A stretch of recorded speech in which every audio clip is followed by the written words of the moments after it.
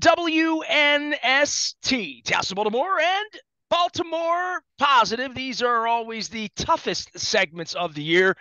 The Baltimore Ravens are eliminated. Festivus is no mas. The playoffs are over. Ravens lose in Cincinnati on Sunday night, late into the evening. Luke Jones will be at lockers for locker room clean out happening the beginning part of this week, but we will certainly be cleaning out our notebooks in the coming months. Luke, I'm just gonna give you some oxygen, man. They almost won. I mean, you know what I mean? Like they had a chance to win, which probably makes this even more sort of stinging in a 98-yard touchdown return for an over-the-top quarterback sneak that went awry. Yeah, no question about it. And I mean, if you think back to the playoff loss in Buffalo 2 years ago, it was the Teron Johnson 101-yard interception return when the Ravens were driving. Lamar Jackson and the Ravens were driving, trying to score the game-tying touchdown. What? It was one of the last plays of the third quarter, I guess it was. So, I mean, disappointing. I think what you just said it rings true in the sense that I think there was a lot of resignation that there's no Lamar Jackson. The Ravens were significant underdogs. I think there was an expectation that they were going to lose. I don't think necessarily a lot of people thought they were going to be blown out, but I think a lot of people certainly, weren't many people who had a lot of confidence. Let's put it that way. But the Ravens played the kind of game, the style of game that gave them a chance. The defense was once again largely very, very good, especially after Joe Burrow's 1 yard touchdown run with 5 minutes to go in the third quarter. The only other first down the Bengals got the rest of the game came on the roughing the kicker penalty. I mean, that shows you how great the defense was over the final 20 minutes. But I mean, you make a mistake at the goal line when you're getting ready to go ahead and it goes the other way. I mean, a 14-point swing right there, and the offense wasn't good enough in the end. And at the end of the day, the Ravens, with a chance to tie the game in Cincinnati, a poor red zone possession and baffling clock management. How many times have we talked about that combination throughout the season? So, it comes back to some of the things that I don't know if there was anything that we saw that changed my mind drastically from where I was before the game. I think it's going to be fascinating to see what happens with Greg Roman. I think that's stating the obvious in saying that, but there's so many more questions that we'll get into Lamar Jackson and the future of this offense as it's presently constructed. But just disappointing when you have that kind of a chance that the Ravens had before Sam Hubbard takes it 98 yards the other way. I mean, just you pick out gut-wrenching ways to lose a football game when you're an underdog and you have a chance over the final 12 minutes of the game. That's up there, right? I mean that's really high up on the list as far as agonizing ways to lose it on a record-setting fumble return for a touchdown. But even after that, the Ravens had a chance. And John Harbaugh stood by the clock management at the end. But I hear what he's saying, but his rationale for the way they handled the clock reminded me a lot of Buck Showalter's rationale for not using Zach Britton. It's very easy to talk about what could happen next, but you still have to execute and succeed in that moment. The Ravens needed a touchdown. Worrying about Cincinnati scoring after the fact doesn't matter if you can't score the touchdown. And well, you get into the red zone with plenty of time left, and the game ended with Tyler Huntley basically throwing a Hail Mary. That should tell you something went awry with your process and your execution over the last minute or two there. So, but it's something we've talked about all season long, and it's something we'll continue to talk about. And it's going to be a very, very interesting week beyond locker cleanout and wondering what players will be back, which players won't be back, which is just standard for this time of the year when your season comes to an end. Going to be a fascinating start to the offseason to see what happens with the coaching staff, with Lamar, and seeing what this football team looks like in 2023, which is, we're 8 months away, I guess, from the start of the 2023 season. I wouldn't have been the one that would want to recap, a season-ending. It's much more compelling. Where was Lamar? How is the injury? Where is the money? Where is Harbaugh? Who's job security? Who's coming back? We can do all of that. Let's talk about the game, though, right? I mean, let's stay in the game for a moment because I thought they were going to get blown out because I thought a backup quarterback who's been injured, who hasn't practiced, coming in to lead a team against Cincinnati. I just thought Cincinnati would score more. I thought Cincinnati would be more effective against their defense. I thought there'd be more possessions. There weren't a whole lot of possessions in this football game. It was a dream game for the Ravens.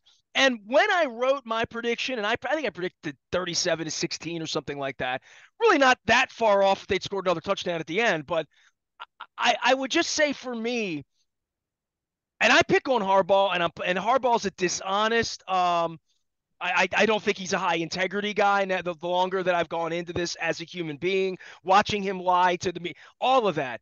But if you're going to give me his team in this kind of a game, if he can keep a team close. I mean, John Harbaugh never gets blown out. He's been here 16 years. They never lose by 3 touchdowns, ever, ever, ever, no matter what, no matter the game plan, because generally they play pretty heady football and they have decent special teams. And as a franchise, they don't have turnover problems. As a franchise, they don't have penalty problems. So just his kind of coaching, his style in this game, if I were on television an hour before the game with Chris Sims, I'd have picked the Bengals, but I'd have said, beware that this is a well-coached team and these are veteran players. And while the quarterback may be a neophyte, chances are veteran players will show up and play like veteran players in this sort of an environment. And I'll tell you what, dude, when the game was close and Huntley's on the line, I was kicking myself a little bit for not believing more in the purple and in the, well, of course they're going to be a touchdown down or in the game because they're always in the game. They've been in the game all year long. To think that they wouldn't be in the game was a little foolish for me. They had a real chance to win the football game. And I'll continue to go back to that and I'll beat on that and harp on that because that unto itself kind of surprised America, I think, on Sunday night.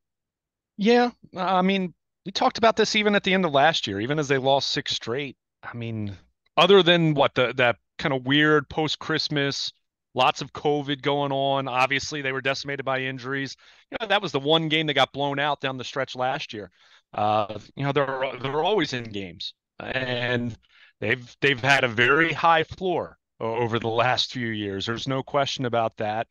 And I think the big question is the upside. And, it's difficult to talk about a team with upside when you're missing your best player and your franchise quarterback's not on the field each of the last 2 seasons to finish the season. But you're right. And, I mean, I picked the Ravens to lose by 10. I thought it would be a close game in the sense that I thought the defense would do enough against Joe Burrow. I didn't necessarily think that the defense would be as good as it was, but I figured it would be good. And we saw that last week. I mean, that was a 27-16 ball game that was not 27 points that you would blame the defense for. I mean, it was short fields, turnovers. I mean, we saw how that game played out. Not that I necessarily was going to say that that game was equal to a playoff game in terms of importance and all of those things, but they fight hard for John Harbaugh. They do. There's no question about that. They play hard. They keep it close. They've had a very high floor. However, at the same time, I think you do look at where the Ravens were in the first half of the John Harbaugh era to where it's been since 2014. They've been out of these last 4 trips in the playoffs, they've been one and done, 3 of them. They've had one playoff win since Lamar Jackson became their franchise quarterback. So, well, that's an indictment of Lamar to some degree, and to say that it's an indictment of everyone. I mean, right. That's he hasn't played the last half of 2 seasons. Name any franchise in the league that hasn't played the last half of the last 2 seasons without their quarterback, whoever their quarterback is, even if their quarterback's not Lamar Jackson. This whole thing has been nightmarish for me, and I'll go through it in the offseason from the minute they drafted him, knowing that he could get injured, he's going to run in the linebackers, and that this could leave them naked in January. And all that being said, yeah, Tyler Huntley gave a chance to win. Hey, is a little part of Lamar who? Because we're going to say Lamar No, come on. I mean, well, I just don't think Lamar's coming back, so I think there's going to be a Lamar who. Okay, well, that's fine, but Tyler Huntley's a good backup quarterback. I mean, if you're going to sit here and try to say they'll be fine with Tyler Huntley, no, they're not. Oh no. I'm not saying that at all. No, I wanted to make clear because it's not a Lamar who. I mean, we could say it's a Lamar who if he's gone, but you got to replace him then. And What's let's face Lamar it, who if he's gone and he can't play in December last year? there's He can't play in December this year. He can't play in January this year. And my Lamar who is he wasn't even on the plane, man. Like if we're gonna talk when we'll have all season to talk about it, all the sure. truth will come out. But like I find that odd that the guy who's the leader of the team wasn't there to attaboy him, even if he was sitting on the bench instead of standing on the bench because of his knee. I just optics, just all of it. I mean, this whole last month has been a I hear mess. you. You'll agree with that. I mean, you Yeah. cover this, Oh yeah, of but course. but the game itself, despite all of that, they really they didn't lose 65-7 like someone else Well, I did mean, last week. you know, I I don't think anyone would have reasonably expected something like that. I mean, this Reasonable would defense. have been a couple of touchdowns. I thought they could lose 37-16. I thought Burrow would throw it over their head once or twice. Chase would do enough. That being said, if we're going to talk brass tacks of the game, their offensive line, I don't think the Bengals can win the Super Bowl. Just Oh, just I just agree with watching that. them now, I don't think they can win. I think their offensive line suspect. I mean, let's face it, go back to Christmas Eve. They've lost three starters on their offensive line. And I mean, the initial word on Jonah Williams was, kind of mum. They wasn't really sure what it was going to be, but that didn't look good. It was And, ugly. Alex Kappa, there's lots of sentiment wondering if he's going to play again. And Lyle Collins is out for the year already. So no question about it. I mean, it's going to face a tall order. And, that was something about this game that I did wonder, as I picked the Bengals to advance. One thing I did wonder was because we saw the chippiness in week 18 that we saw and the physicality that we saw in the regular season finale, I did wonder if this would have a game that, if you think back to old Ravens Steelers from 15 years ago, how many times did we see those two teams beat each other up? And then they were pretty worthless the following week. The Bengals would go out, or the Steelers would go out and lose to I don't know, Jacksonville or the Ravens. I remember in 2011, the Flacco to Torrey Smith year. Believe they went to Seattle the following week and lost against a Seahawks team that wasn't very good at that point. So, you could see a little bit of that. But I mean, there's just obviously there's so much frustration here. And, a lot of it stems from not having your quarterback on the field for the most important games of the season. And, how much of that is now you're worried about availability and long-term health. How much of that is, even if he's going to be fine physically moving forward, that he wasn't out there and he hasn't been out there the last 2 years to close the year. And that's very frustrating. And, how much of this is a lack of trust between the organization and player at this point? I think it would be naive to not think that there's some level of disconnect here, some very meaningful level of disconnect, even before this latest injury, just because you've worked on a contract for the Well, better it's part of 2 interesting you'd years. say that, dude, because I was thinking about this in the middle of the game on Sunday night. I'm thinking, oh my God, they didn't bring him on the plane. Are they trying to embarrass him or is he trying to embarrass them? Is this a negotiation? Like, you're a team. I mean, you know what Yeah, I'm saying? Like, and Harbaugh's demeanor at the podium the last 3 weeks and sort of that sourpuss face that he would have, not a feeling of care and concern, and we're very concerned about the human. And of course, right. Lamar wants to play. And of course, like Lamar, tell him how you want to play. You know what I mean? Like, there's none of the normal things that I've seen around this franchise for 15 years in regard to Harbaugh. And the word you used, and this is an important word for anybody in our audience in regard to anything in life, trust. The Yeah. Ravens have broken my trust personally. So therefore, I look at them with a completely different level of integrity. And I'm wondering if the quarterback doesn't trust them. And I'm thinking to myself, or they don't trust him. Because it seems to me that they didn't think he was as injured as he was. And if he was that injured, they would be disappointed. But that's like you being disappointed if you're at your niece, if she breaks her leg and falls and she's just like, you can't be angry at an injury. They seemed displeased. I've never seen displeased at an injury unless there's more there for scratching and pulling back a little bit. But trust, like that is when you don't trust the other side. Oh man, and that really feels to me like you've hit the target on this. And if anybody wonders about my feelings about the team, that's my issue. My issue is they're not trustworthy. They're not. I have first hand experience saying they can't be trusted. Lamar doesn't trust them right now. Well, and let me be clear. An injured player not traveling for a road game is hardly unprecedented. It's hardly something that is uncommon, let's He say. was walking around the locker room in Pittsburgh Well, 4 weeks ago when I was there, right? well, So and that's, I was just going to say, what has made this peculiar, and look, there's been so many questions, and I mean, John Harbaugh has been so reluctant to talk about Lamar every step of the way. I mean, we know which that. speaks volumes, right? Well, but it's not unsurprising. John Harbaugh's been this way talking about injured players since he's been the head coach, 15 years. So I'm not shocked in that way. But you just mentioned it. He was there in Pittsburgh. That was the first game the Ravens played after the injury. He was there. Was not there the following week in Cleveland. Now, it is a little bit of a longer trip. Now, we're still talking Cleveland, not a cross country trip to LA. So, and I recall, I think it was Stacey Dales because NFL Network did that game in Cleveland. Had made mention that the Ravens didn't want him to travel because they were worried about swelling in his knee. He had residual swelling in his knee. So the Ravens didn't have another road game at that point until they went to Cincinnati last week. Well, he wasn't in Cincinnati last week, and I mean NBC right off the bat mentioned in the telecast that he wasn't in Cincinnati on Sunday night. Maybe he Now, doesn't like the chili either. I well, I don't. would say this much, and again, Lamar put out his update. People will, so plenty of people are believing it 100%. Other people are a little skeptical. I mean, again, so many people have their mind made up. It doesn't even matter what you and I even say about it in that regard. I mean, people are going to feel how they want to feel about it. And look, there's plenty of conjecture and unknown here. It's not as though we've been privy to Lamar's minute by minute, day by day itinerary. So, I'm not even going to go there from that standpoint. But, if you take what he said in terms of his knee not being stable and the fact that he's dealt with swelling, which is something that has been reported at a couple different points by NFL Network and Adam Schefter, et cetera. So if there is still swelling, then that would be grounds for someone potentially not getting on an airplane and traveling.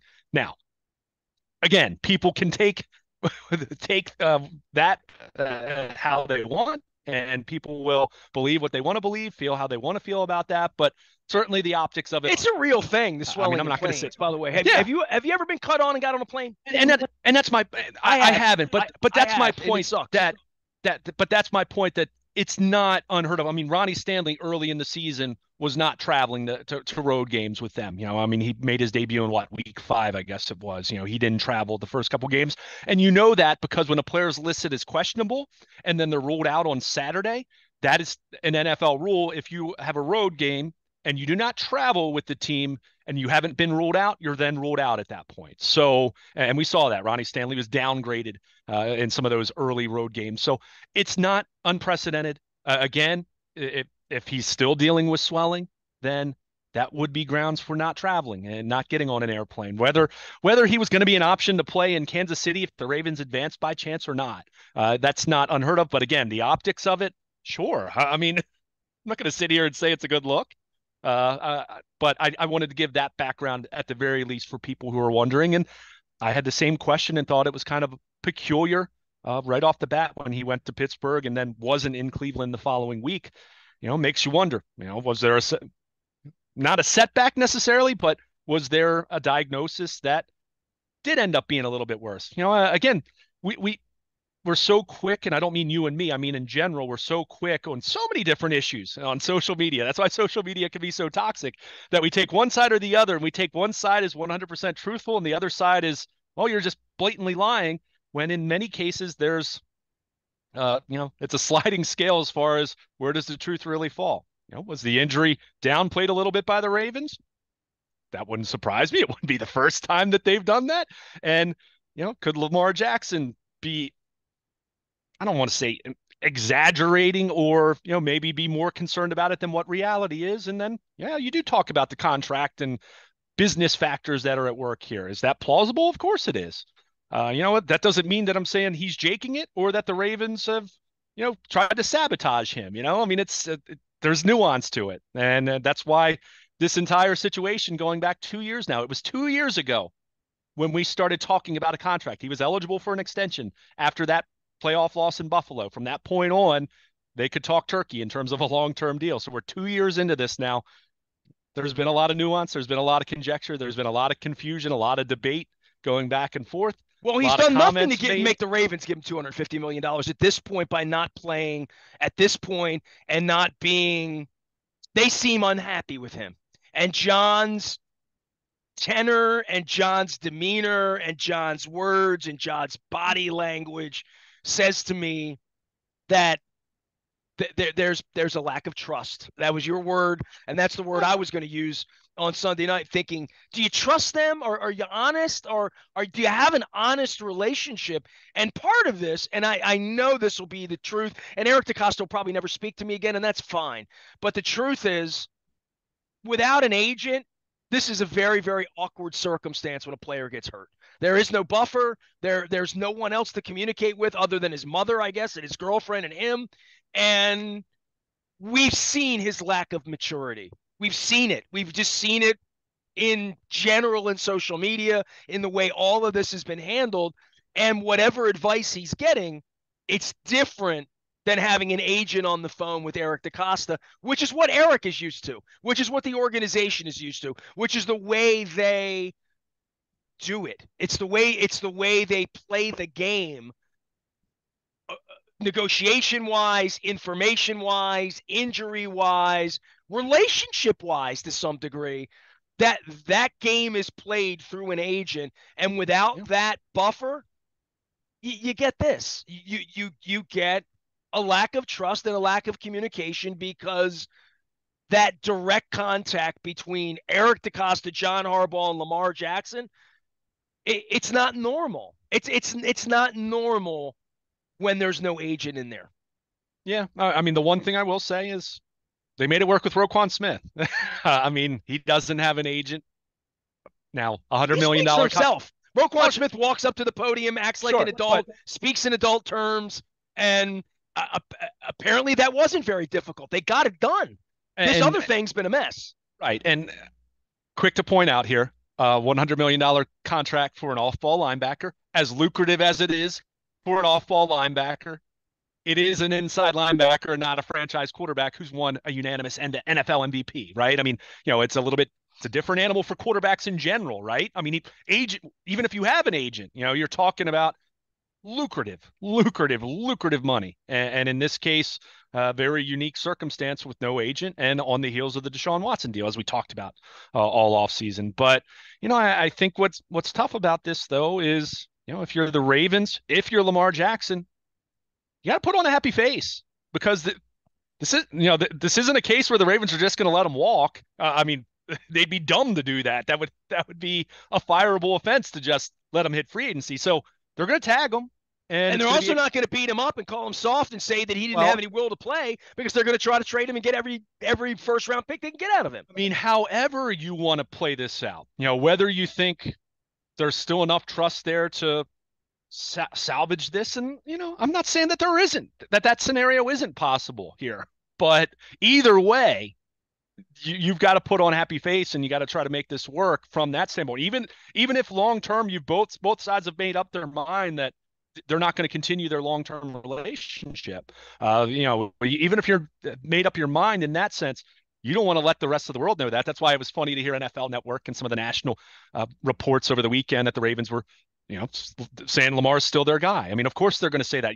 You have to say he's still your guy until he's not anymore, right? I mean, and I'm not even saying that they don't have to trade say him. anything now, right? Like, it's over. You're going to ask Harbaugh a couple questions. It's going to go away, and we're going to see Eric appear at some point around a draft time, right? Oh, we should hear from him before that. Thing. We'll get into this in the coming weeks, but the notion of 5 days a week, them having to answer questions about Lamar's knee, Lamar's money, is Lamar playing this week, that's over with now. So now everybody will go into a hole, and they'll come out of this hole when they figure out what's tenable.